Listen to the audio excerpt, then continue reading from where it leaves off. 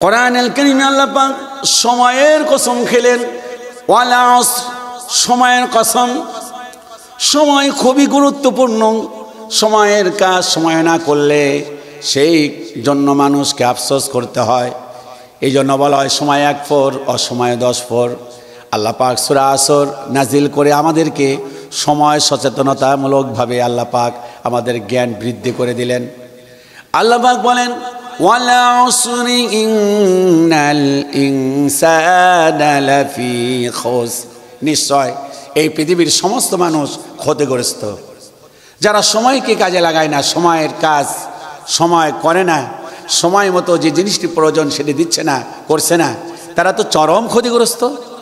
আল্লাহ পাক শোনাচ্ছেন, এবং ইন্নাল ইনসানা লাফি খুসর, এই তাম পৃথিবীর মানুষগুলো চরম ক্ষতিগ্রস্তের মধ্যে আছে। তবে 4 শ্রেণীর লোককে আল্লাহ পাক বলেছেন যে তারা ক্ষতিগ্রস্ত নয়। ইল্লাল্লাযীনা আমানু, 1 নম্বরে যারা আল্লাহর প্রতি বিশ্বাস স্থাপন করেছে, ওয়া আমিলুস সলিহাত, আর যারা সৎকর্ম সম্পাদন করেছে, ভালো কাজ করেছে, ওয়া তাওয়াসাউ বিল হাক্কি ওয়া তাওয়াসাউ বিস সবর, আর যারা পরস্পরকে হকের দাওয়াত দিয়েছে এবং পরস্পরকে ধৈর্যের উপদেশ দিয়েছে। আমার বন্ধুগণ, খেয়াল করে দেখুন, ঈমান আমলে সালেহ, ঈমান ছাড়া আমলে সালেহ কাজে লাগে না। খ্রিস্টান, বৌদ্ধ বলেন, ইহুদি বলেন, মুশরিক বলেন, হিন্দু বলেন, তাদের কোনো ভালো কাজ আল্লাহর কাছে কবুল হবে না, কারণ তারা তো আল্লাহর প্রতি ঈমান আনে নাই, তারা মুশরিক। ইহুদিরা বলে আকালাতিল ইয়াহুদু উযাইরুন ইবনুল্লাহ, ইহুদিরা বলে উযাইরুল আল্লাহর বেটা। পক্ষান্তরে আবার দেখুন খ্রিস্টানরা বলে আকালাল মাসীহ ইবনুল্লাহ, হযরত ঈসা আলাইহিস সালাম হলো আল্লাহর বেটা, তাদের আমল কাজে লাগবে না। মুশরিক যারা, হিন্দু যারা, তারা লক্ষ লক্ষ কোটি কোটি দেবতার পূজা করে, তাদের আমলগুলো কাজে লাগবে না। মুসলমান, সেই মুসলমানের আমল কাজে লাগবে যে মুসলমান তার আমলের মধ্যে কোনো শিরক করে নাই, আল্লাহর সঙ্গে অংশীদার স্থাপন করে নাই। ঈমান আনার পরে আমলে চলে, সেই ঈমানটা হতে হবে আখলিস দীনাকা ইয়াকফিকাল আমালুল কালিল, আমলটা যেন তার মুখলেস হয়, ভালো হয়। এই জন্য ঈমানের বড় দাম।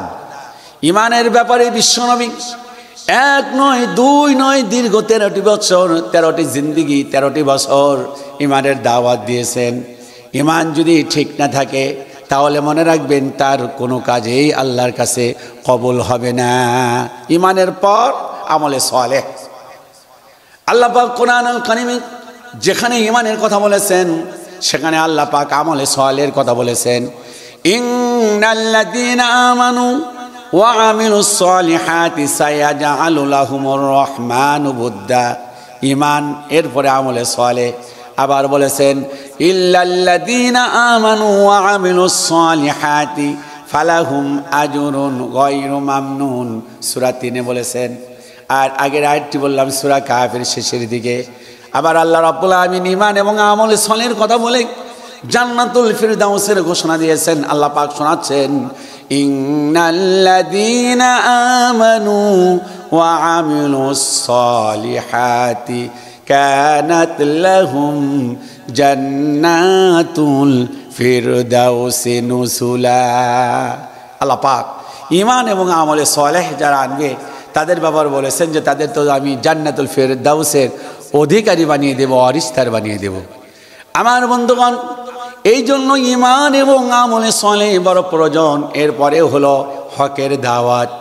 আমার বন্ধুগণ, দাওয়াত অনেক ধরনের হয়। মানুষদেরকে এই পীর সাহেব দাওয়াত দেয় তার পুঁজি বাড়ানোর জন্য। অনেক পীর আছে, তার অট্টালিকা হবে, তার অনেক সম্পদের মালিক হবে, অনেক মুরিদ বাড়বে, এই জন্য দাওয়াত দেয়।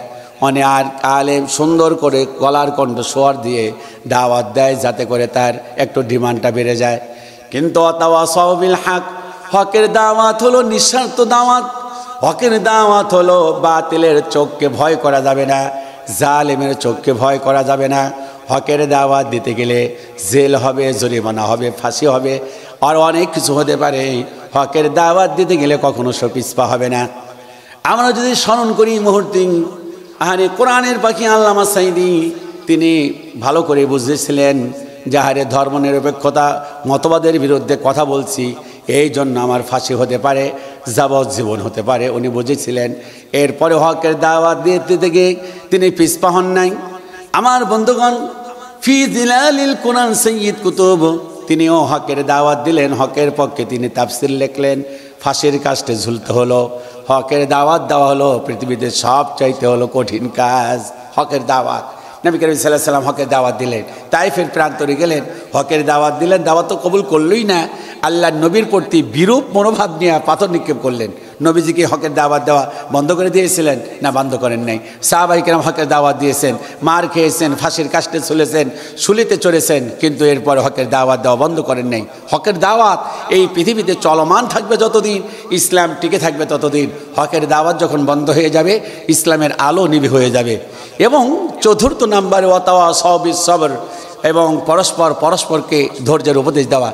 ধৈর্যের উপদেশ এই পৃথিবীতে আল্লাহ পাক বলছেন দুটি কাজ সবচাইতে কঠিন, ওয়ালামাং সবারা ওয়াগাফারা, একটি হলো সবর আর একটা হলো ক্ষমা। ইন্না যালিকা লামিন আজমিল উমুর, এগুলো হলো দৃঢ় প্রত্যয়ের কাজ, এটি কঠিন কাজ। এই জন্য হযরতে লুকমান তার সন্তানকে ডাকিয়ে ডেকে বললেন, ও আমার কলিজার টুকরা সন্তানিয়া বোনাইয়া, ও আমর বিল মারুফ, সৎ কাজের আদেশ দাও, হকের দাওয়াত দাও, ওয়ানহা আনিল মুনকার, অসৎ কাজ থেকে মানুষকে ফেরাও, অসবির আলা মা সাবাক, আর বিপদ আপদ মুসিবতে তুমি ধৈর্য ধারণ করো।